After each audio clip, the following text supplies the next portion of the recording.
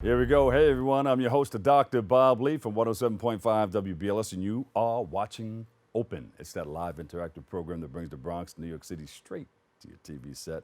You can stay connected to us through social media at BronxNet TV. Leading things off, our first guest is a jazz singer and an original member of the vocal group, the Manhattan Transfer. She's here with us today to share some highlights of her career as an artist and to speak about how the vocal group is celebrating their 50th anniversary. So please welcome to the show, Janis Siegel. Janis, welcome. Thank you so much, Dr. Lee. Thank you. So were you born in the Bronx? Am I one? Yes, I'm one of you. I was born in Brooklyn. So we have a natural rivalry. There you go. All right. Well, actually, I'm from the 5 boroughs and the tri-state area and across the country. Sometimes I'm in so many different places, I don't know. But it's so wonderful to have you on. You guys have a storied career. You've traveled the world. You've been all over the place. What stands out in your mind as one of the places that was a great highlight in your career?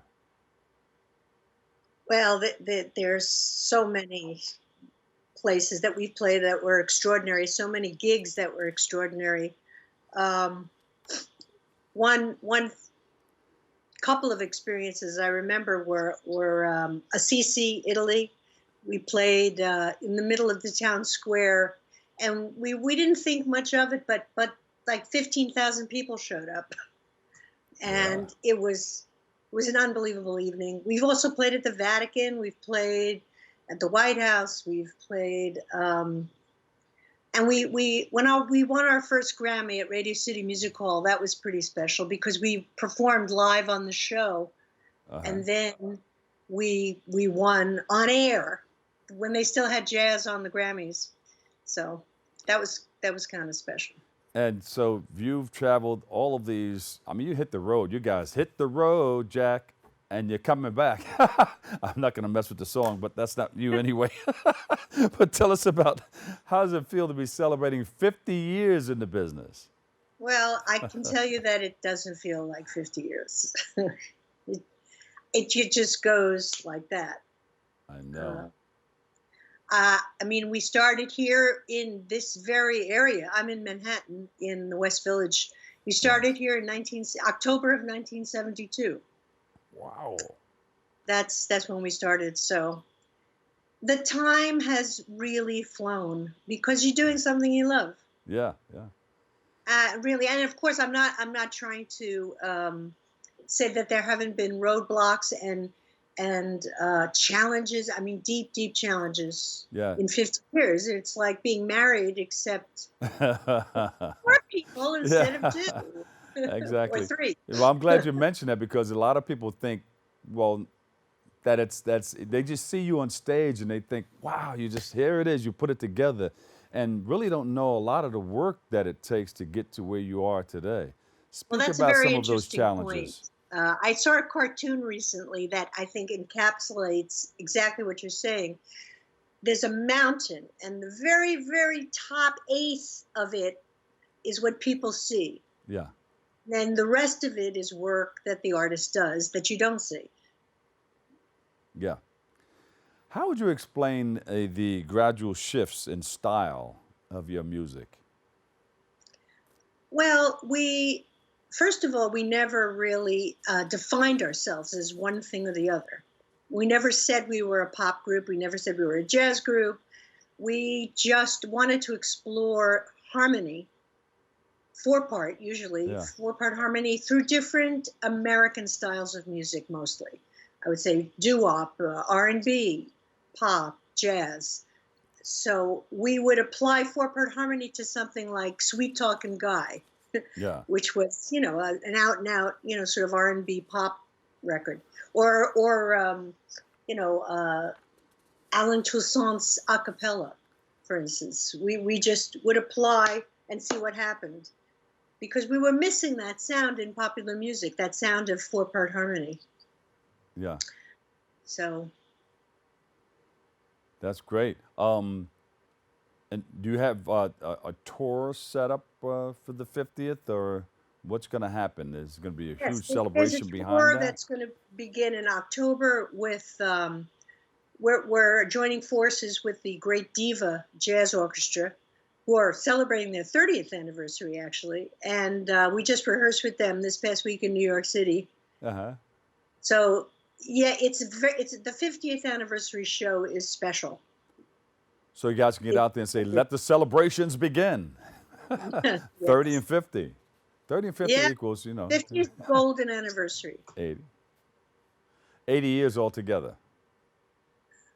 Yeah. All right, so where are some of the places you're going to stop? Are you going to Well, start it in New York City? It's all on our website. There are many, many dates. So I can't just rattle them off. But Yeah. if you go to our website, www.manhattantransfer.net, Yeah. it's all laid out there. I have to take a look myself, Yeah. actually. I know. Janis, when you're touring, how many shows about do you think that you do throughout the year? Everybody always asks me that, and I never have an answer because I look at it in a different way. I look at it as I'm out for 10 days, I'm home for a week. I'm out Got for 4 days, I'm home for 3 days. So I never do the math at the end of the year. Yeah, yeah. Sorry. I know. I understand. I was talking Yeah, to somebody the that's other day. what goes in my life. Yeah, I was talking to somebody the other day, and they're like a workaholic. Well, it's not a one-man show. It can be though, but a couple of people. I'm talking about Dougie Fresh, and he does about 250 to 300 shows a year. Just people just have him going, but everybody has their own lane that they stay in. And Manhattan Transfer has been giving us great music over the years. We thank you and we appreciate you and we love your sound and we love everything that you guys are doing. Thank you, thank you, thank you. Thank you, Dr. Lee. Thank you. What Yeah. song hits you? I mean, a lot of the songs that you sing are right here that hit you in your heart and you feel good about it. But what song that you sing or that you're a part of that really, really hits home? Out of the park. Well, I mean, I really enjoy everything we do. I mean, I still love singing Birdland. We sing it every show, just Yeah. about, whether it's this club or a big concert or, we sing it because it became a sort of an anthemic for us with the addition of Jon Hendricks' words. Yeah. You know where I'm going with it, right? I'm gonna try to. Hendricks was our mentor and a dear, dear friend of the groups. Uh-huh. And we try, and another thing that we are passionate about is the art of vocalese, which Birdland technically is a vocalese. So in other words, it's a lyricized version of a famous instrumental. Yeah. And we sing all the solos. So, I mean, the beginning part, that's Jocko.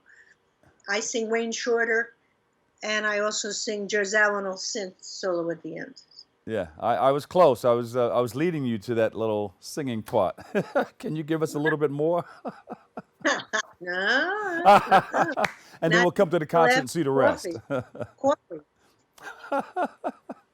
The Manhattan Transfer, celebrating 5-0, the big 5-0. And you can check them out. That website, again, is manhattantransfer.net. Yes. The website, manhattantransfer.net. Yes. Easy to remember. Hard to forget. Yeah. And we'll get an opportunity to see everything that you're doing. Check out the tour. And you have some music in it that we can listen to, too?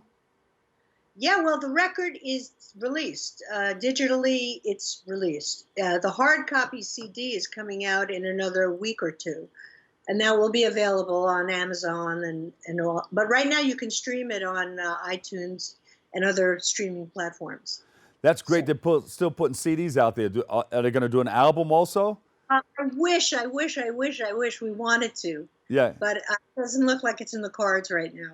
I mean, I listen to vinyl all the time. Yeah, because people still like they like the sound of the vinyl, and they still like the artwork that comes with the cover on the album. Or yeah. Yeah, you can read the credits. And Yes. People like I that. love looking at the pictures, and I always have. Thank you so much. There she is, Janis Siegel, singer, member of the Manhattan Transfer. Thank you, Janis. You're quite welcome. All right, we'll take a quick break right here. I've got a whole lot more coming up next. We're headed out of the park. Boom.